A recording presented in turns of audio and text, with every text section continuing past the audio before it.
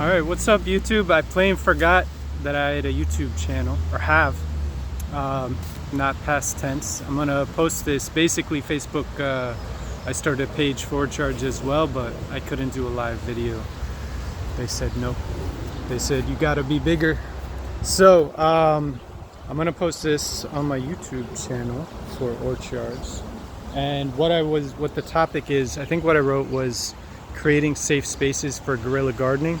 Basically, for those of you who've guerrilla gardens, you've probably had, at least if you had experience like me, which I gotta say is just kind of like a lack of experience. I've learned through a lot of mistakes.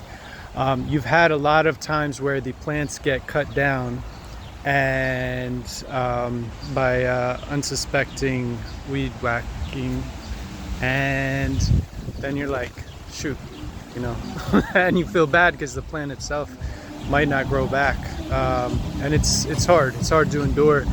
And but I've been persistent about finding ways, and basically it's not just about guerrilla gardening plants. That's what I've come to learn. It's about creating spaces, especially good soil, but also soil that is safe from the human sphere of do everything fast, cut everything that looks like a weed and move on, without any more thought. So what I've done, sorry, that was a long prelogue, this will not be short, is these rocks. And more than the rocks are just a border, but they serve as an obvious border, which doesn't necessarily keep all weed whacking incidents at a stop, but then bordering other parts. But the key thing that you might notice, it's sort of what's omnipresent, is there's not grass here anymore, there's leaves. And this is alongside a wooded area. So every fall, well, for 2 falls now, and the 3rd fall coming up, I brought more and more leaves here, which smother the grass and convert it back to a forest type soil, a fungal based soil.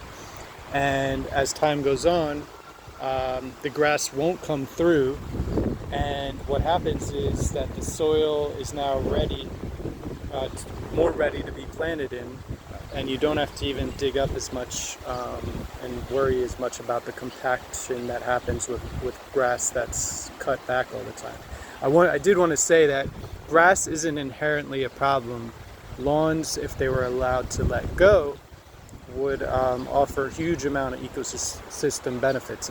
It's the maintaining of the lawns, everything that goes along with mowing a lawn, the machines, the energy, and also the land itself just being kept from expressing itself and being kept to this green, very short entity, which does not sustain that much life as it wants to. It wants to sustain a lot more life, whether it's forest or grassland.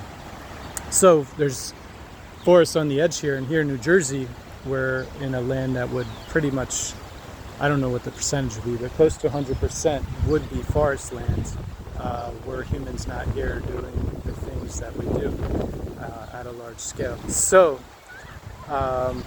it's fairly easy to convert the land back to forest. It's just, as far as the land is concerned, you just got to make it clear what's going on. And honestly, the lawn services that cut apartment complexes, they're not generally preoccupied with the lawn disappearing. In fact, I think they probably appreciate that this is one pass less that they have to make. So yeah, I recommend you start thinking as terms of guerrilla gardening spaces, and creating those spaces if they're not there, and letting the forest expand, which is what the forest wants to do and what we need the forest to do.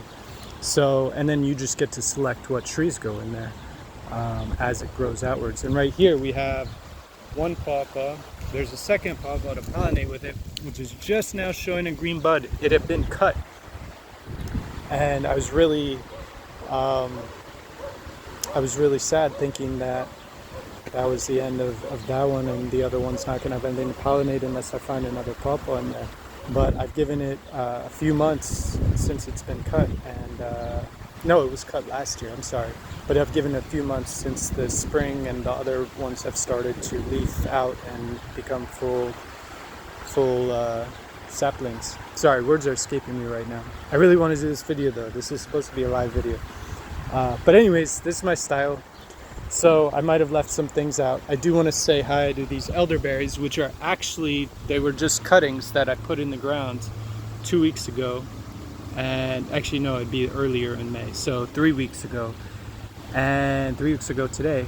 And I just put them in on a rainy day, removed the bottom leaves, and 2 of the 3 of them have started to make new leaves, which I believe indicates that the elderberries are rooting. The sticks are rooting, and this one has not, but I'm still just gonna, just like the pawpaw, leave it, give it time, and maybe it'll turn into a plant. And then there's some beans in here. Oh, and there's blackberry that I'm a little bit preoccupied about.